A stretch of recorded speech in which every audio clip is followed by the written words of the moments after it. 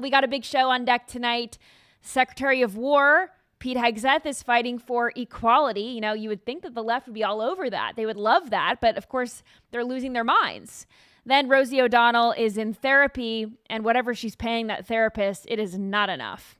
And meme lord President Trump trolls the left with a video they are calling, anyone want to guess? Racist. And is a government psyop. Is getting into traffic, you know, are they planning something? Is the world a stage? Is it all fake? We're going to discuss in tinfoil hat time. Put your phones on Do Not Disturb. Nightly Scroll starts now. Someone in the chat just said we should get shirts that say, be a homie, not a homo. We'll think about it. Thank you for your suggestion. We do need to get on some other merch options. Maybe we'll talk about some more tomorrow. But that's very funny. President Trump and Secretary of War Pete Hegseth, they spoke to hundreds of generals and admirals at the Marine Corps Museum in Quantico, Virginia earlier today. And they announced various changes that will be made, of course, from the top down. Most importantly, making a commitment to restore the United States military to greatness. It's former greatness. Not that the brave men and women serving under the previous administration weren't great. Of course they were, and we thank them. But the leadership was focused on making changes to the military in terms of DEI practices, fake and gay stuff, embracing the different sexualities and gender identities of servicemen and women, when in actuality, none of that matters when we're all supposed to be fighting the enemy, which is our foreign adversaries, you know, people who hate us, people who want to kill us. Doesn't really matter who you sleep with or any of that. The only thing that matters is that we have the best and the brightest representing us, the strongest and the most competent men and women protecting us and our freedoms. And our military shouldn't care who you sleep with or what biological sex you are. But you have to be physically and mentally able to do the job at hand. And any previous standards that may have been lowered to be more inclusive put us at risk. They are not helpful to the cause. So Secretary Hegseth announced that new fitness directives will be sent out to each branch of the military service, and they will highlight new mandates and standards for service members across the board. Now, what these are specifically, I don't know. I was looking into this in the Army combat fitness test. You know, certain things are different with all the branches of the government, but Army, these are things like maximum deadlift, a standing power throw, hand release push-up, sprint drag carry, plank, 2-mile run. And you can you have like a total score that you have to pass. So you don't need to be like perfect. And, you know, if something else is your strong suit, if you're super fast, that'll help you if you're not, you know, equipped in another area, right? But for the Navy, it's different. You know, there's push-ups, forearm plank, there's an endurance event, you know, 500-yard swim. So they're different, right? But the scoring, like I said, you know, it's this kind of, I don't know the word for it. I've been out of school for a very long time. It's like a cumulative score. Exactly. So, you know, what he's saying is that there's going to be one standard. The standard is going to be across the board for men and women. And if that means that less women can hit that standard, well, so be it. So here are just some of the statements that have sent the left into a tizzy earlier today. Here's our Secretary of War. Listen. This, and I want to be very clear about this, this is not about preventing women from serving. We very much value the impact of female troops. Our female officers and NCOs are the absolute best in the world. But when it comes to any job that requires physical power to perform in combat, those physical standards must be high and gender neutral. Yep. If women can make it, excellent. If not, it is what it is. If that means no women qualify for some combat jobs, so be it.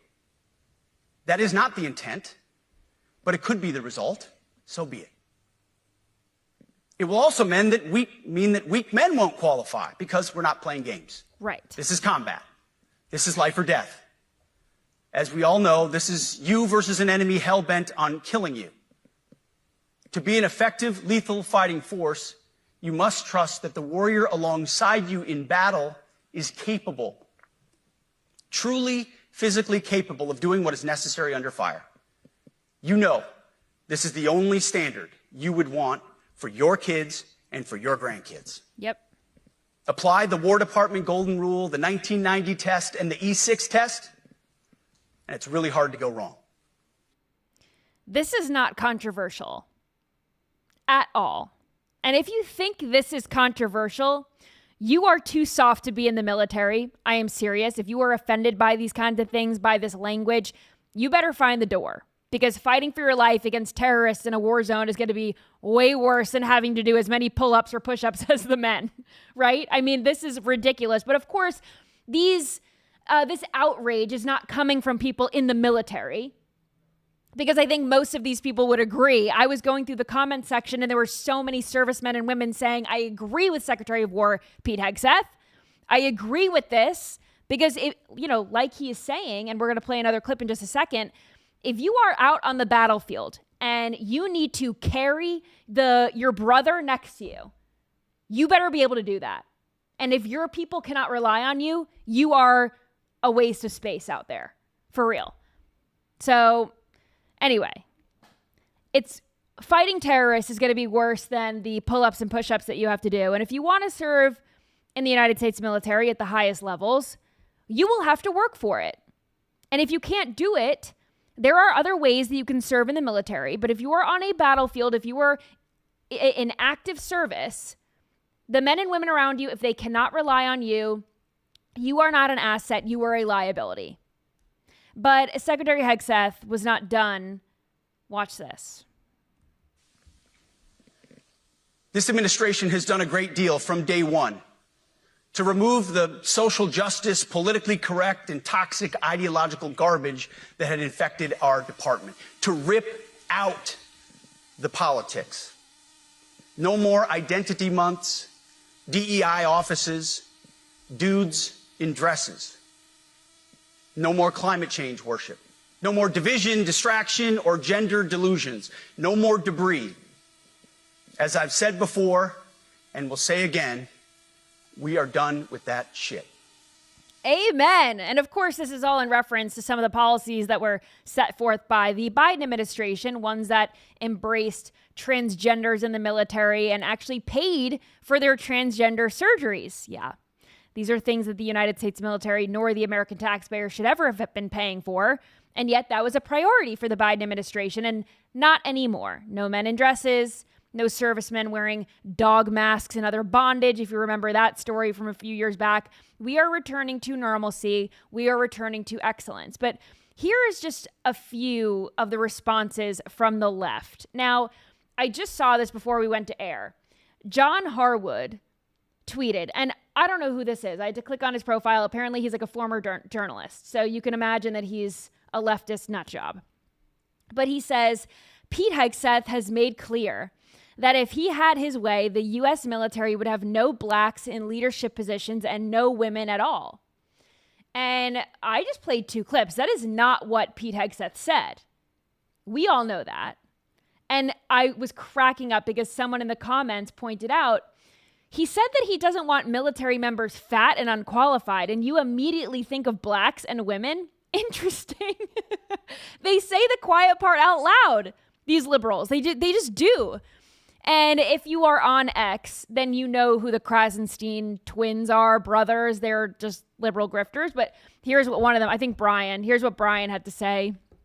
Pete Hegseth is a complete and utter embarrassment and dishonor to our military. We unleash overwhelming, he's quoting Pete Hegseth here. We unleash overwhelming and punishing violence on the enemy. We don't fight with stupid rules of engagement. We untie the hands of our warfighters to intimidate, demoralize, hunt, and kill the enemies of our country. That's end of Pete Hegseth's quote there. And Brian Krasenstein continued and says, every respectable general should have walked out after this sentence. What? If you are a respectable general, you should be standing up and clapping. You should be at attention, right? Like, this should make you want to serve under Pete Hegseth. This would make you want to fight for the country that you are willing to die for, right? I mean, what do they think that serving in the military is? A game of patty cake? I don't know.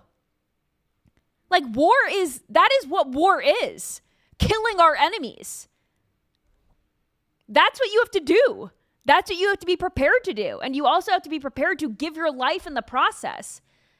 I would want to give my life for a military that isn't focused on bondage and other weird stuff. I would want to give my life for a military that is the biggest and the best in the entire world, the strongest in the world. Now, Sunny Hostin on The View also had some thoughts about this. Listen. I'm actually really befuddled by why he did that. The optics were terrible, meaning all of our top military brass are all in one place, and we spent $6 million to get them there. That didn't make a lot of sense to me. It also didn't make a lot of sense to me that he was saying that he was going to toughen physical standards and review the anti-hazing policy by sort of implementing a hazing policy. And then also he said he was going to return to the highest male standard for combat positions because the troops were fat. Yeah. I don't understand how that was supposed to be an uplifting message for our military. Maybe he's referring to Colonel Sanders. It was really a bizarre thing. What is she talking about? You know, like First of all, these people need to train, Hayley, like they are professional athletes. More than that. They need to train like they need to train to kill. Well, they have weapons trainings but I mean, just their whole the way they build their bodies, how they have to be, you know, athletic and maneuverable and fast, and I mean, they have to do that through aging. Typically, it's like they have to stay on top of their bodies in an elite way. Of course, and it's not average. There's nothing average about excellent military work, and it's hard. It's so stupid. It is hard to serve in the military. It should not be easy. And you have to fit a certain standard. As it is, you can't just like sign up for the military and go. If you have certain health issues, you can't serve. You have to have a clean bill of health. There are so many things, like if you have certain allergies, if you have diabetes, if you have like other metabolic disorders, if one of your legs is shorter than the other, there's like so many things. Like serving in the military is a privilege, not a right. And you have to meet certain physical standards. And yeah, you have to keep up with them. Like you said, as you age, you have to be up to the job. And what I found funny, or not funny, what I found disrespectful, well, not disrespectful, but yeah, I guess, kind of. What Sunny Hostin, she called all of those generals and admirals in the room military brats, which are children of servicemen and women. I couldn't tell if she said that or brass, B-R-A-S-S, oh, brass. Like the military brass. Oh, maybe she did say that. They spent a lot of money on getting everybody corralled and into the same place so they could hear this, just so 99.9% of the people in that room can say, hell yes, thank you for saying this. Right. Yeah, but like, listen, I'm down to have people come in person and hear from their leader. We've gotten so accustomed now to everything happening over Zoom, meetings over Zoom. There's no in-person connection or community or anything. Like, I think having that camaraderie and that like feeling is important for our military. Having all these generals in the same room with the Secretary of War. What is intimidating about telling? Maybe she did say brass. What? I was like, why would she call them military brass? That's so dumb. What is intimidating about telling our men and women that serve in an elite capacity, that carry weapons down range, that move munitions all over the world, that have to go into the bush for days and fight? You know, I mean, it's a tough job. That's why we honor them. It's a tough job. A lot of these veterans, Hayley, the reason that they're on pain medication is because they have orthopedic injuries like torn labrums and torn ACLs because of the physical work that they've had to do for years. What's hard about demanding that they stay in shape? There is nothing demanding about. I mean, he's demanding it, but it's completely warranted, especially in this situation. I mean, again, he said it best. This is life and death. And I thought it was funny, too, that Sunny Hostin said that, you know, this wasn't uplifting. I don't think all those generals and admirals were in the room for some, like, kumbaya, pat on the back, you know, gold star sticker. Halftime at football games aren't uplifting. Coaches aren't always uplifting. Right. They're demanding. Right. And that's life. Life isn't always uplifting. And it's again, demanding. This is how members of the media react to something like this. They're not thinking about people who are literally giving their lives for this country. Like, they are there to take orders. Anyway, the responses are just total nonsense. And of course, the conservative right is embracing these messages because, you know, these kind of standards, I think, need to be applied across the board. I mean, a lot of people I saw were saying this today, that this same standard should be applied to police precincts. It should be applied to fire stations, because why should we have unhealthy, overweight people in the field? You have to run. You have to lift. You might have to chase someone. You might have to detain a criminal who's stronger than you, maybe potentially bigger than you. Yeah, totally. You might have to jump you. a fence. I mean, there are things, especially for working in the field, right? But if you can't do these things, there are other jobs for you in this field. But I'm saying, if you are in the field, if you are saving people from fires, if you are detaining criminals and things like that, you need to have a certain physical standard, and it needs to be the same across the board. You might have to carry a body. You need to be equipped to do all of these things. And does everyone remember during the Pacific Palisades fire back in January, you know, DEI policies came back to the forefront because the LA fire chief, of course, the first female LA fire chief, I don't know what she is. I think it's a she, was in hot water because she was on the record saying that, you know, she shouldn't be responsible to save men. Watch this.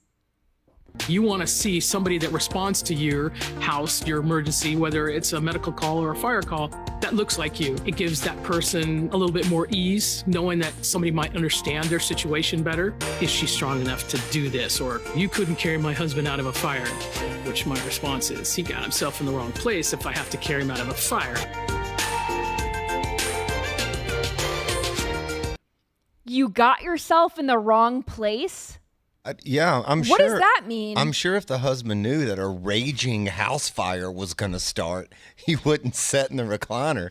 That makes no sense.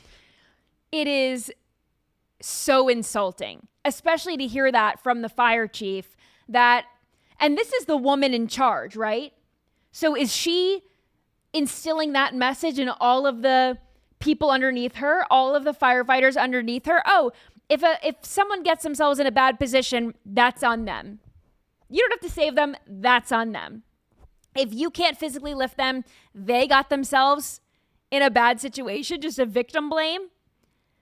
So yes, that is the first female fire chief.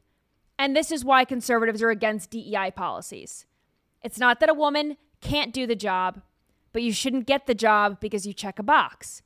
If you are a woman who is exceptional, then that woman deserves the position.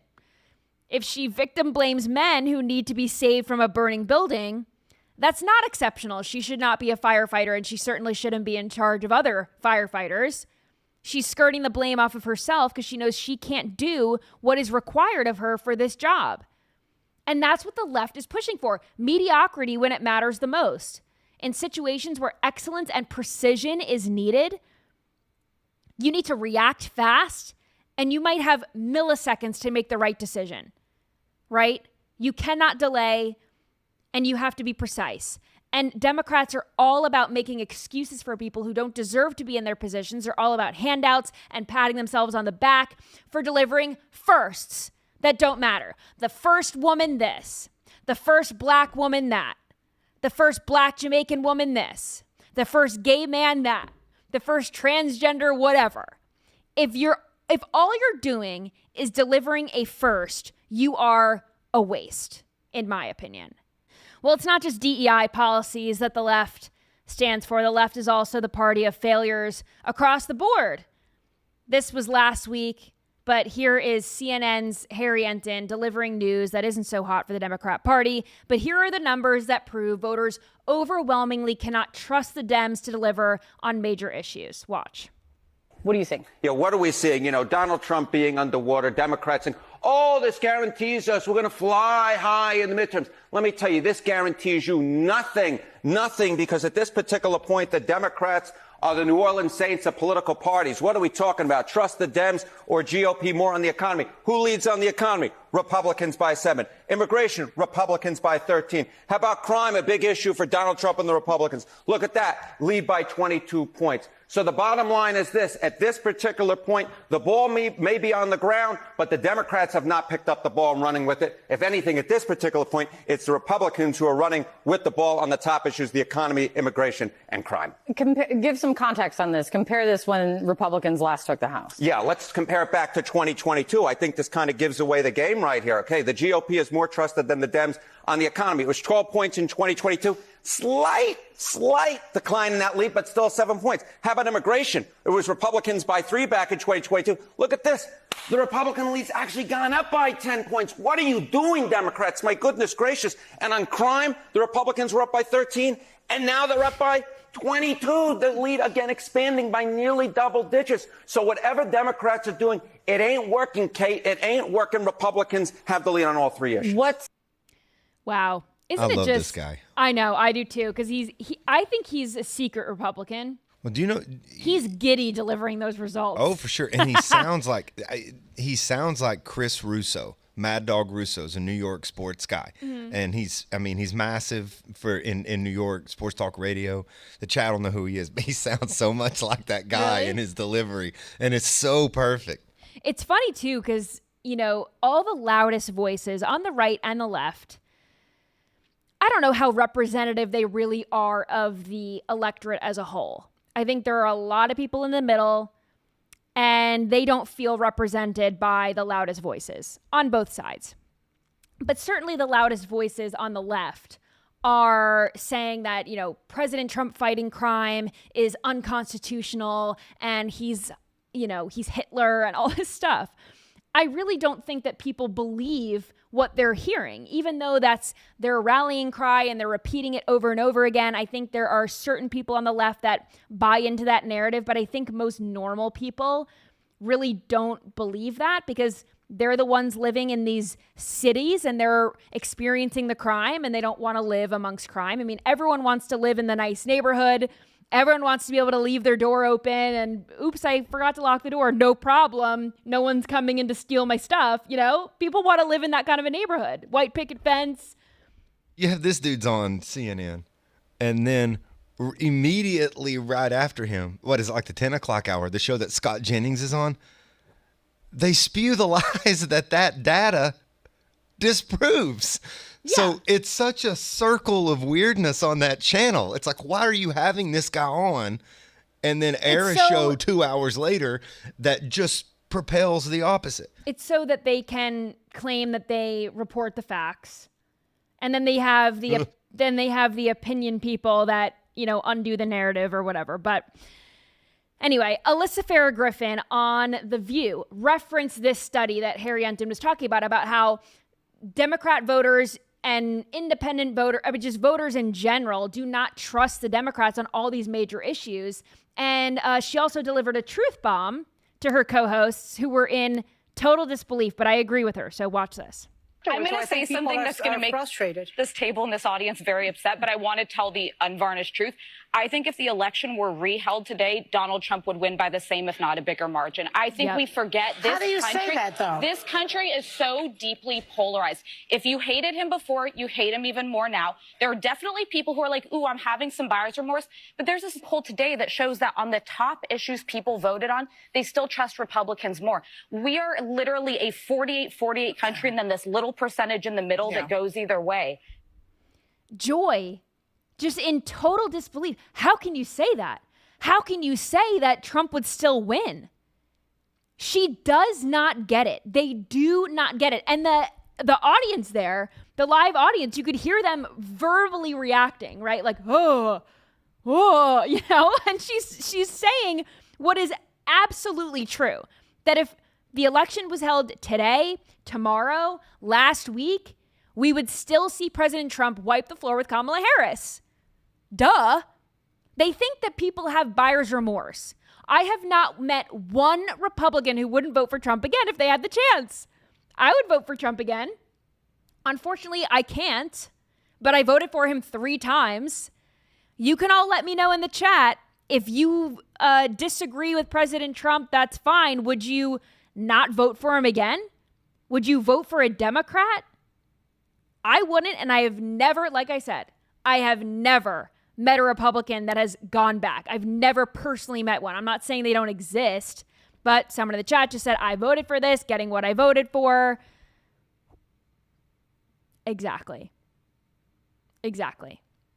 Now, am I like, do I love everything that Republicans do? Not all the time. Am I impressed with Congress right now? Not really. I think they could do more with the majority that they have. Would I consider switching sides? No.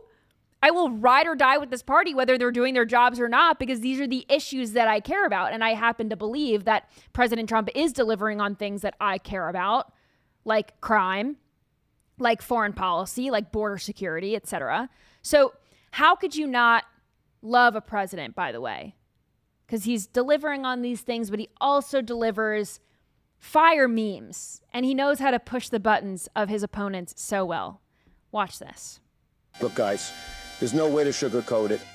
Nobody likes Democrats anymore. We have no voters left because of all of our woke trans bullshit. Not even black people want to vote for us anymore. Even Latinos hate us. So we need new voters. And if we give all these illegal aliens free health care, we might be able to get them on our side so they can vote for us. They can't even speak English, so they won't realize we're just a bunch of woke pieces of shit, you know, at least for a while until they learn English and they realize they hate us too. So that is AI Chuck Schumer delivering that speech there. And next to him was Hakeem Jeffries wearing a sombrero and a mustache. And here is Hakeem Jeffries responding to this meme. He was very upset. Listen. Mr. President, the next time you have something to say about me, don't cop out through a racist and fake AI video. When I'm back in the Oval Office, say it to my face. Say it to my face.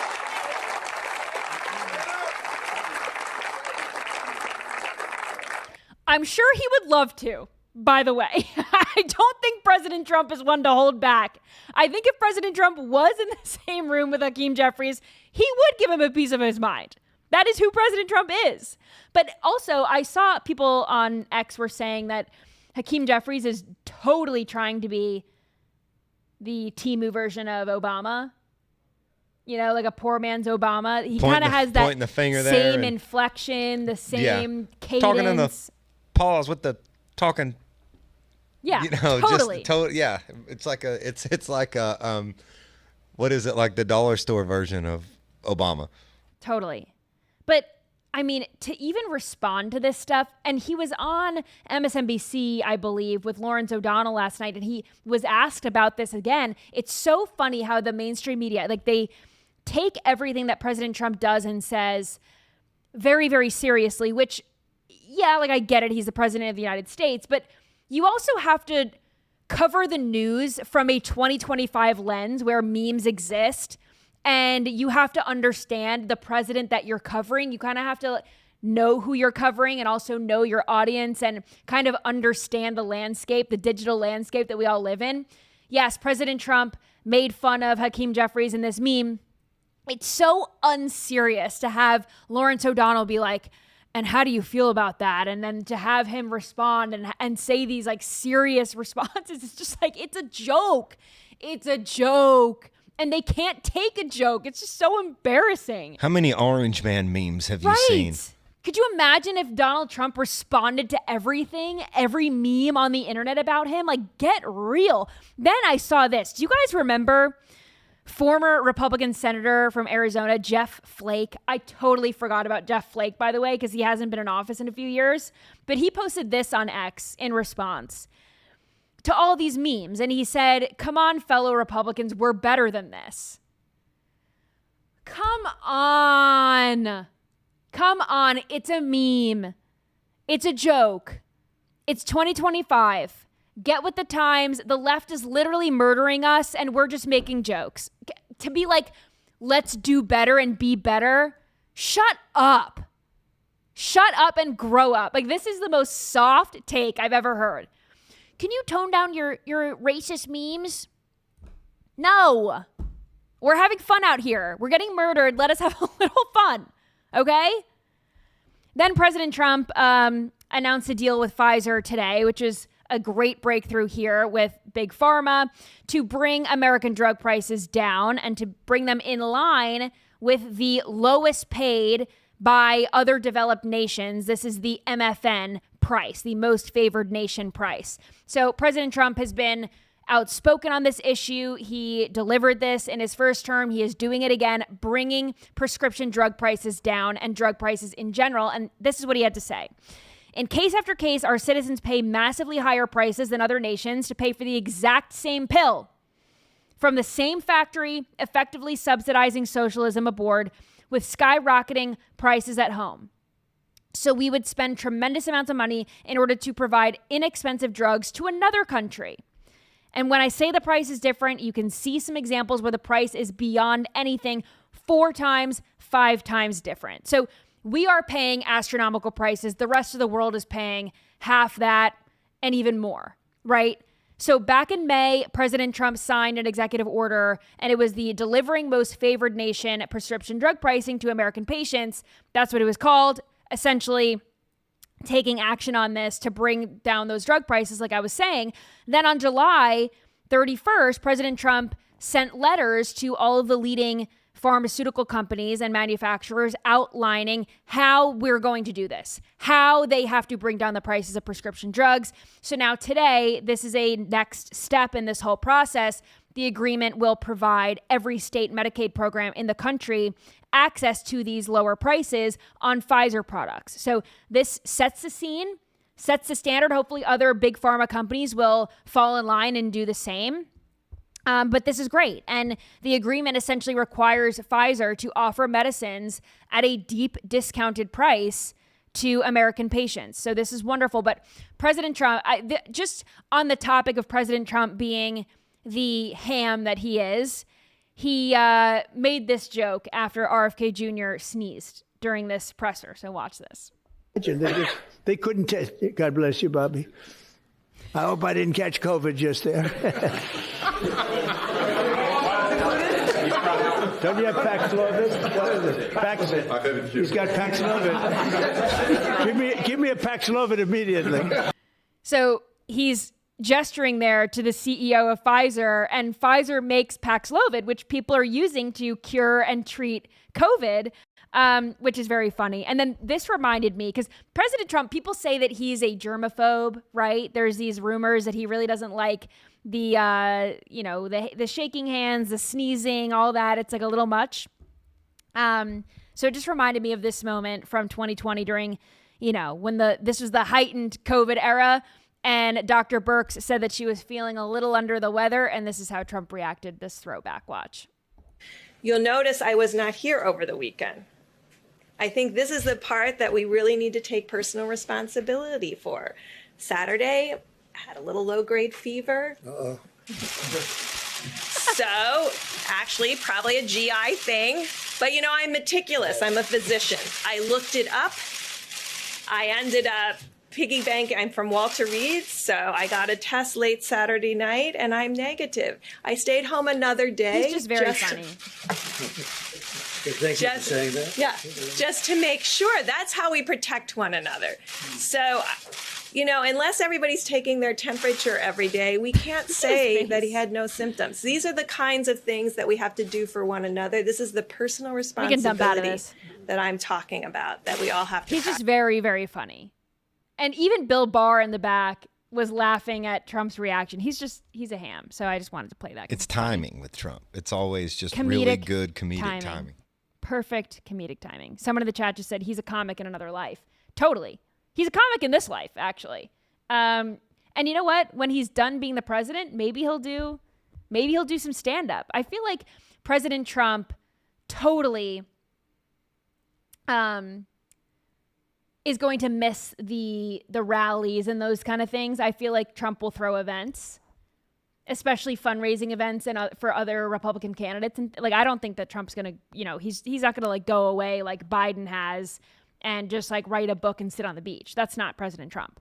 So maybe he'll be even funnier when he's not, the president of the United States. And well, I still think he'll be a fixture in the Republican Party, right? Do you think he's just?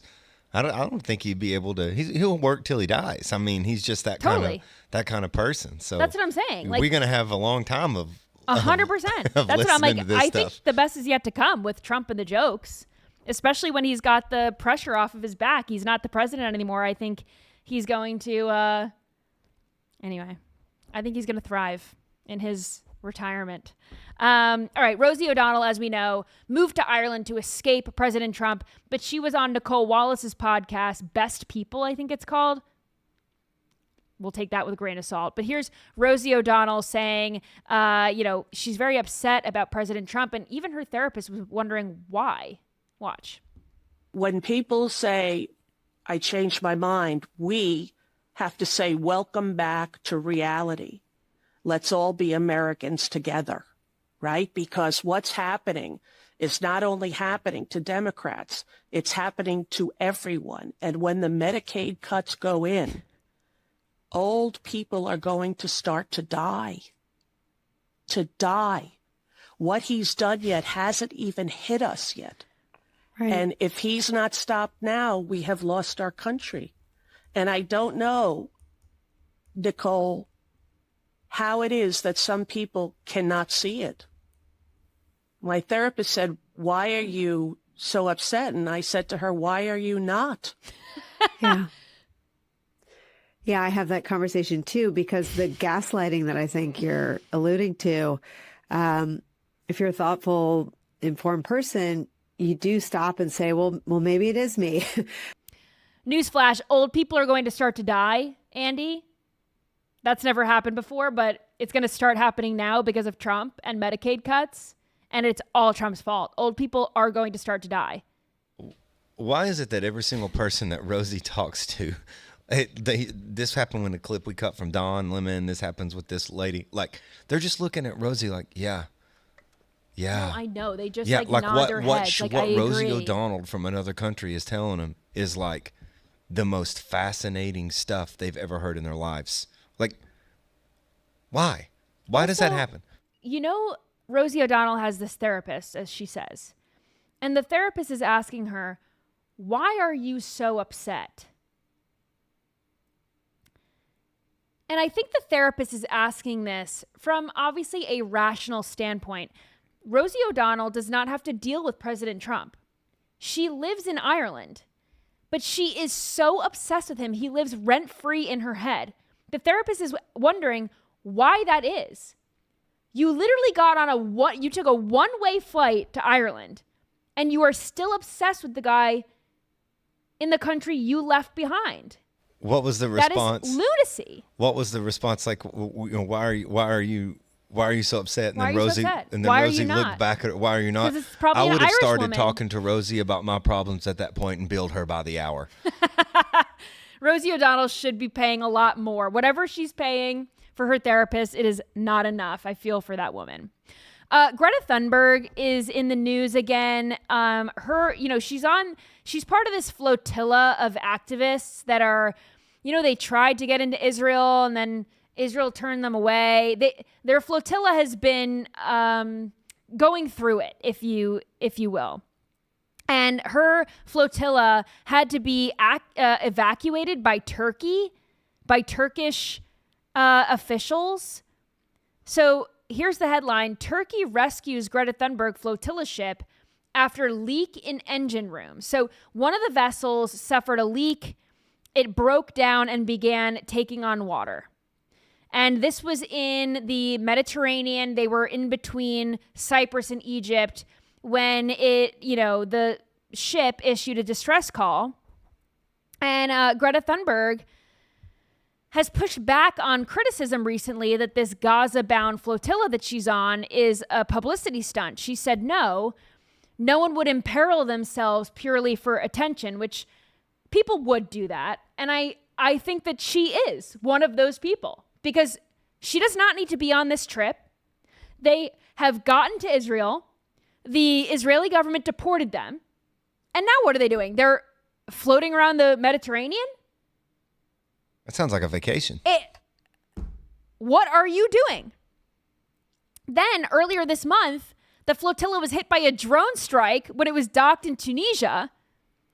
So they're just going back and forth from, Gaza or as close to Gaza as they can get. Then they're over in Africa, and then they're just floating all over the Mediterranean. At what point do you go home? At what point? The cameras aren't at home for her. She's where the cameras are. At what point do you say, we've been bombed? Leak in the engine room. We've been bombed. We've taken on water. We've been deported by the Israeli government. When do you throw in the towel? I guess you're going to go down with the boat. What is the end game here? They're going to I don't know, drop in on parachutes and I don't know what they're going to do. Deliver aid? How are their ships? I mean, they've got to be on this ship for months, right? And they're docking in certain areas. I guess they're getting, I don't know. It just seems to me like it's a waste of gas, a waste of food, a waste of all this resources. They're just floating around. Well, how are they getting resourced? That's what I'm saying. You know what I'm saying? Are we getting other kinds of drones flying them in with fresh caviar and good wine? Who they're in the knows? Mediterranean, so grapes and wine. And clearly, I just want to point out the obvious. Nothing that Greta Thunberg is doing is stopping the war. Absolutely nothing. So, you all know how I feel about protests and things like that. Total waste of time. All right. We've got 15 minutes left, Andy. What do we do here? Do we save the AI stories? We'll go into tinfoil and scrolling. All right. Tinfoil hat time. Coming at you. All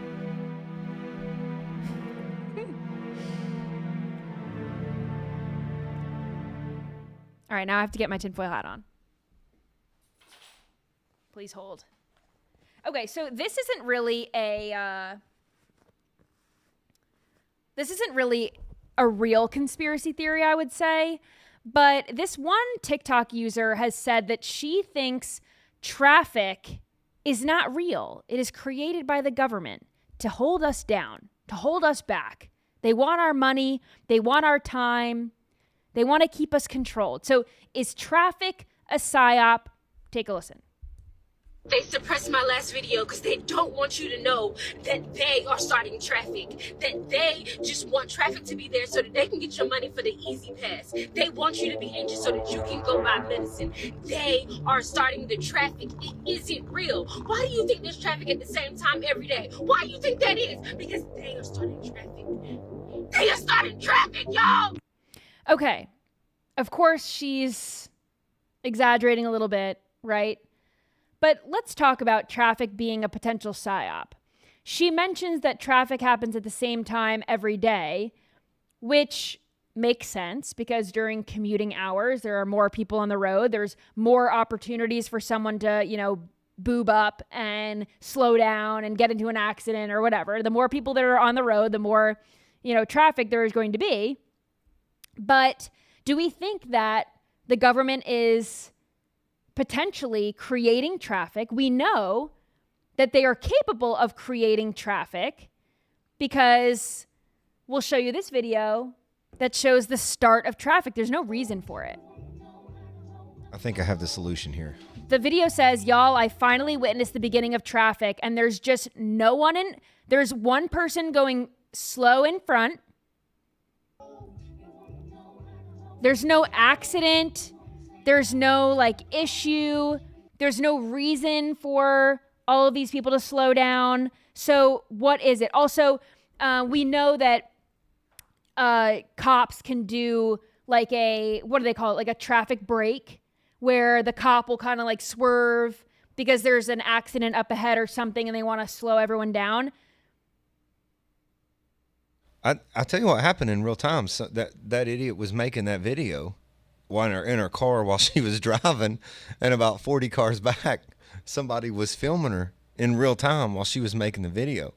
She is the cause of but the she's traffic not jam. the cause because it was already happening for her to react to it. What she said that was interesting is them forcing you to take roads. Like maybe there's these public non-toll roads are constantly worked on, so you have to jump on here. In Florida, we have the turnpike, so you can get it's like the golden stairway to Disney, and so you get on the turnpike. It costs you money, and in Orlando, it's nothing but the turnpike. So you just sort of like you wonder if the roads are pushing you to fund some of that stuff, right? But well, that was one of the things that she was mentioning. Do we think that there's an incentive for us to drive to make money on gas, on Easy Pass, on certain things? The more you're sitting in your car, the more you have to pay those things. There's also the daisy chain reaction, pump the brake effect. You ever been driving and you just pump the brake? And you're like, the person in front of you, you see their brake lights. You brake. You don't know how slow they're going or how, you know what I'm saying? I have always thought this.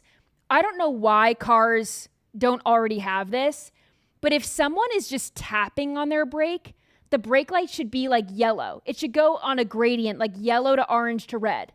Like if someone is braking hard, the light should be red. If they are just tapping, wouldn't that be helpful to know that they're not fully stopping, so then you don't have to fully stop? Well, some people Why does that not exist? Should I invent it and become a millionaire? That sounds like a good idea. That also might stop collisions. I don't know. I think certain people can't drive and shouldn't drive, and they cause problems on the freeway for everyone. Totally. What pisses me off, you're sitting in traffic for, I don't know, 20 minutes, 30 minutes. You're like, what is going on up there? You can't see what's going on. You're thinking maybe it's an accident, maybe whatever. You get up to where the accident or whatever is. It's just people staring for no reason. Move it along. We don't need to look. But then I was thinking, could cops or the government put a makeshift something? Maybe it's not even a real accident. Maybe it's not even a real traffic stop or anything. But do they want people to rubberneck to slow down? And I don't know. Maybe there's more of a conspiracy. That could happen. The other thing that drives me crazy is when they decide to take a double wide trailer down the middle of the interstate with 3 caution cars at 7 a.m. That also jacks up everybody's traffic flow. And so that's a choice. They chose to do that. Why couldn't you do that at 10:30 when everybody's already at work? Yeah. I don't know. People in the chat say no, that it's not a government psyop. But I do think it's funny that she was making that while she was driving. Agreed. I mean, that's it's just entertaining. That's why I wanted to preface this by saying this isn't really a real tinfoil hat time. It's not a real conspiracy theory, but it could be. The government is capable of a lot. They lie to us. They take our money. Traffic might just be one of these other money-making operations for the government. You never know. All right, let's get into scrolling time. All right, what do we have first? Oh, this is a funny video. This woman says that if you're going to a party with a bunch of liberals, here's some icebreakers that you can use. Listen. Nice to meet you, sir. How far along are you? Do you feel like harming yourself or others? How much do you hate yourself for being born white? What are your daddy issues? Hey, cool mask. What's your favorite mental illness? Hey, how much did you make at that last protest? Cool tail. Yeah, man. Fuck the oligarchy. Hey, are you going to that protest tomorrow? Soros is providing all the signs. They're saying God in the Pledge of Allegiance at the schools. Can you believe that? Oh, did you hear about the new book they're putting in the library? It's about transitioning your preschooler. I'm going to get it for my son. Daughter. Son, daughter. I thought that was funny. I wouldn't want to go to a liberal party. I feel like they're not very fun Because again, these conversation starters, not fun. But if you did have to make small talk with these people, great ideas. Also, another time suck one would be, how many mental illnesses do you have? And then you could just let them go on and on and on. I am so about finding middle ground with people. Not bringing up politics. Talk about movies. Don't even bring this stuff up. Talk about something else. Talk about what pets you have, what dogs you like. Talk about where you went to high school. Talk about where you're from. Like, don't even go there, because one side will just walk away. Yep. Anything but politics. But I would avoid this party like the plague. I wouldn't be invited. I wouldn't be invited. You know what, Andy? We're not getting the invite, and that's okay.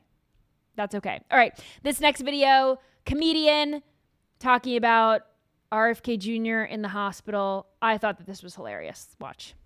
RFK, what are you doing in the hospital? We interrupt your vital signs to bring you an important message. You have autism. Don't worry, you probably just picked it up from a public toilet seat or an ex. Luckily, there's a cure. My new RF kombucha, now available in the way back of CVS's and in all IV fluids. So how committed to the role was this comedian? Did he actually wait RF until he went in kombucha? for a procedure here? I don't know. Play it again. Is this a real... Maybe it's just a doctor's office. I don't know. RFK, what are you doing? He looks like in he's the in there. hospital? Looks legit. We interrupt your vital signs to bring you an important message. It could have just been... You have autism. Don't worry, you probably just picked it up could have from a just been public a- toilet seat or an ex. Luckily, there's a cure. like a My doctor's new office. RF kombucha, now available in the way back of CVS's and in all IV fluids. Maybe he had like an appendix or something. You know what I RF mean? He had to go in kombucha. kombucha. I love how he said the RF kombucha is available in the back of a CVS and in every IV bag. Sort of sounded a little bit like Stephen Hawking there. I also think it's funny that he said you could just pick up autism on the... someone said it's cropped onto the screen. Guys, no kidding. This was not real. Do I have to preface everything that's AI and everything that's a joke? Well, I think I confused. I'm the one RFK saying did that. not say, let me just, here's a disclaimer. RFK Jr. did not pop onto this person's, interrupt their vital signs and say that you can contract autism from a toilet seat. Okay, now that we are all on the same page that this was a joke. And this may or may not have been filmed in an actual ER. I think it was maybe just a doctor's office, but I thought it was hilarious. Anyway, last video that I have for you here, my friend sent me this, and this just goes to show how stupid people are. Just stupid beyond repair. This is a family that they came in contact with a family of gorillas. Watch this.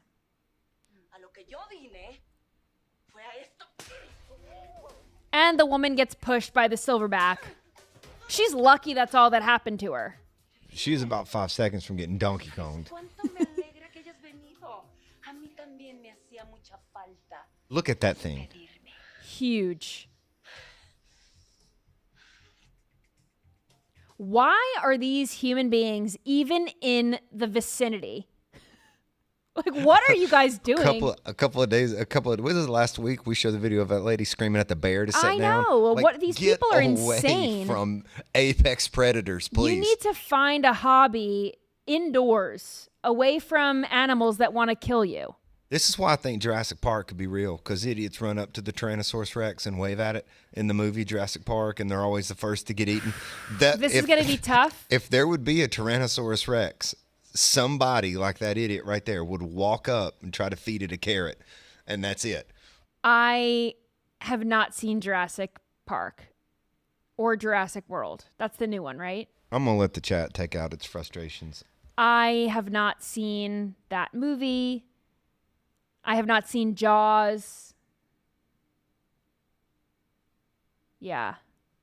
I got to watch that in my free time. What's better, Jaws or Jurassic Park? Two different movies. Jaws was filmed in the late 70s. And it's just crazy because you don't really see the shark sort of until, the end. Then it started all that just as a suspense thing. The movie's tense the whole time. But Jurassic Park is the first time that they really did like CGI and depended on it in a movie, and it was in the early 90s. It's great. You should watch it. Someone called me like a godless communist for not watching Jaws or That's Jurassic brilliant. Park. Whoever said that, got a shout out. I didn't get the name. Anyway, I go to church every Sunday. That's where I get my God fix. I don't get my God fix from old movies. Sorry. I have seen Caddyshack, guys. People in the chat are saying Caddyshack. I have seen that. And I've seen, what's the other one? Happy Gilmore. Both of them. The new one and the old one. It's also both those coincidentally. Of course, because my husband is in the new one. I had to see it. I had to support him. But both those coincidentally, Jaws and Jurassic Park were Steven Spielberg's movies. So like you should check it out. Okay. Throw in an E.T. there. I've seen E.T. That's a good one. Alrighty. And chat's having no mercy. I know. I'm trying to read all these. Oh, shoot. It just scrolled away. It's too fast. But someone said, sorry, I didn't mean to offend you. I don't get offended. Somebody said, watch the Blues Brothers. That's a great one, too. Maybe that was the person that said godless communist was saying that, but it just went by too fast. Sorry. But I don't get offended, so don't worry. Alrighty. Thank you all for joining me tonight.